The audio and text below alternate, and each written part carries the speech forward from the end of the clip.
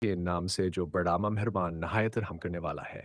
حضرت محمد صلی اللہ کے آخرین بھی ہیں جنہیں پوری انسانیت کے لیے ہدایت بنا کر بھیجا گیا۔ آپ علیہ فائز عیسوی میں مکہ مکرمہ میں پیدا ہوئے۔ آپ صلی اللہ کا تعلق ریش کے مشہور قبیلے بنو ہاشم سے تھا۔ آپ کے والد حضرت عبداللہ آپ کی ولادت سے پہلے وفات پا گئے تھے اور آپ کی والدہ خاکہ نام میں حضرت آمنہ تھا۔ 6 سال کی عمر میں آپ کی والدہ بھی وفات پا گئے اور آپ اپنے دادا ابدال مطلب کی زیر پرورش آئے۔ 2 سال بعد دادا کا سایہ بیٹھ گیا اور پھر آپ کے چچا ابو طالب نے آپ کی کفالت کی۔ حضرت محمد داد صلی اللہ علیہ وسلم جوانی میں بھی صادق اور آمین کے لقب سے مشہور ہو چکے تھے۔ لوگوں کا آپ پر مکمل اعتماد تھا۔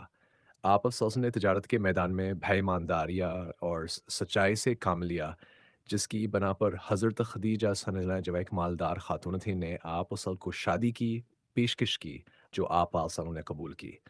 اس وقت آپ صلی اللہ علیہ وسلم کی امین عمر 20 سالہ حضرت خدیجہ کی عمر 64 سال تھی۔ 40 سال کی عمر میں آپ صلی اللہ علیہ وسلم کو اللہ کی طرف سے نبوت عطا ہوئی۔ پہلی غار حرام میں نازل ہوئی جب حضرت جبرائیل علیہ السلام نے اقرا یعنی پڑھ کا پیغام دیا۔ یہ وقت انسانیت کے لیے ہدایت کے سورج کے طلوع ہونے کا وقت تھا۔ ابتدا میں آپ صلی اللہ علیہ وسلم نے قریبی لوگوں کو اسلام کی دعوت دی، لیکن جیسے جیسے اسلام پھیلتا گیا، کفار مکہ کی مخالفت بڑھتی گئی۔ آپ اور آپ کے ساتھیوں پر ظلم کیے گئے، ان کا بائیکاٹ کیا گیا، لیکن آپ نے صبر اور استقامت کا راستہ اختیار کیا۔ جب ظلم حد سے بڑھ گیا، تب اللہ کے حکم سے آپ صلی اللہ علیہ وسلم نے اپنے صحابہ کو مدینہ ہجرت کا حکم دیا اور آخر کار خود بھی عیسوی میں مدینہ ہجرت فرما گئے۔ یہ ہجرت اسلام کی تاریخ کا ایک اہم موڑ تھا اور اسی سال سے اسلامی تقویمی یعنی ہجری کیلنڈر کی شروعات ہوئی۔ مدینہ پہنچ کر آپ صلی اللہ علیہ وسلم نے مسلمانوں کے بھائی چارہ قائم کیا، مسجد نبوی کی بنیاد رکھی اور ایک مثالی اسلامی ریاست قائم کی۔ وہاں مسلمانوں کو آزادی ملی، عبادت کا حق ملا اور اسلام تیزی سے پھیلنے لگا۔ آپ صلی اللہ علیہ وسلم حدیبیہ، غزوہ حبدر، اہداور خندق جی سے اہم مارکے لڑے۔ ان سب میں آپ صلی اللہ علیہ وسلم نے کبھی انتقام یا غرور کا مظاہر نہ کیا، بلکہ معافی، عدل اور رحمت کا درس دیا۔ مکہ کی فتح کے موقع پر جب آپ صلی اللہ علیہ وسلم فاتح کی حیثیت سے مکہ میں داخل ہوئے تو آپ نے ان تمام دشمنوں کو معاف کر دیا جنہوں نے برسوں آپ پر ظلم کیے تھے۔ آپ نے فرمایا، آج تم پر کوئی گرفت نہیں، جاؤ تم سب آزاد ہو۔ یہی آپ صلی اللہ علیہ وسلم کی سیرت کا اصل پیغام ہے: رحمت، محبت، صبر، عدل اور ہدایت۔ آپ صلی اللہ علیہ وسلم نے حج الوداع کے موقع پر جو خطبہ دیا وہ انسانی حقوق کا جامع منشور ہے۔ آپ نے فرمایا، کسی عربی کو عجمی پر اور کسی عجمی کو عربی پر کوئی فضیلت نہیں، تقویہ ہی فضیلت کا معیار ہے۔ سن 97 عیسوی میں آپ صلی اللہ علیہ وسلم نے وفات پائی۔ آپ وسلم کی وفات مدینہ منورہ میں ہوئی اور وہیں مسجد نبوی میں آپ کا روضہ مبارک ہے۔ اللہ تعالی ہمیں حضرت محمد صلی اللہ علیہ وسلم کی سیرت کو سمجھنے، اپنانے اور ان کے اسوہ حسنہ پر عمل کرنے کی توفیق عطا فرمائے۔ آمین یا رب رضی اللہ عنہ کی سیرت نیوٹ۔ بسم اللہ الرحمن الرحیم۔ الحمد للہ رب العالمین والصلاة والسلام علی سید الانبیاء والمرسلین، اما بعد۔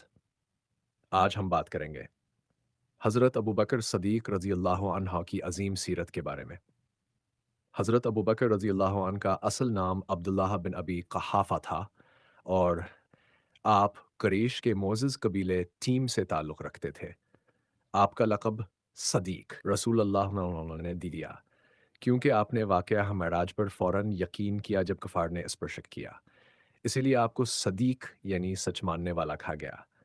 آپ پہلے مرد تھے جنہوں نے اسلام قبول کیا اور اپنی ساری زندگی نبی کریم کے ساتھ گزار دی۔ آپ نبی پاک کے سب سے قریبی دوست، ہجرت کے ساتھیہ اور غار ثور کے ہمراہی تھے۔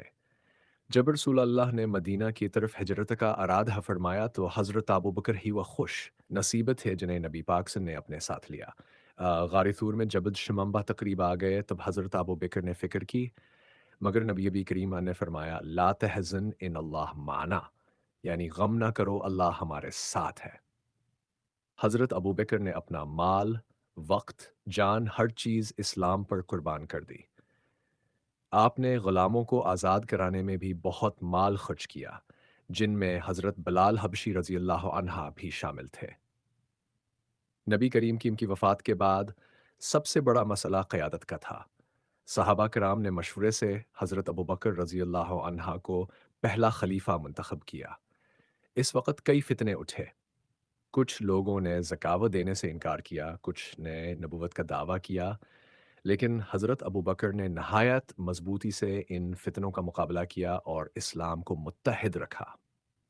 آپ کا دور خلافت صرف 2 سال اور چند مہینے رہا، لیکن اس مختصر عرصے میں آپ نے عظیم خدمات انجام دیں، جیسے قرآن پاک کو جمع کرانا، جھوٹے نبیوں کے خلاف جنگیں، اسلامی نظام کو مضبوط کرنا۔ آپ کی عاجزی، سچائی اور خدا خوفی کی مثال نہیں ملتی۔ آپ نے فرمایا، میرے لیے اتنا کافی ہے کہ میرے اعمال اللہ قبول فرما لے اور میں نجات پا جاؤں۔ حضرت ابوبکر رضی اللہ عنہ 28 ہجری میں اس دنیا سے رخصت ہوئے اور آپ کو نبی کریم سلیریم کے پہلو میں سیس السسن دین کے پہلو میں دفن کیا گیا۔ اللہ تعالی ہمیں حضرت ابوبکر صدیق رضی اللہ عنہ کے ایمان، اخلاص اور قربانی سے سبق لینے کی توفیق دے۔ آمین۔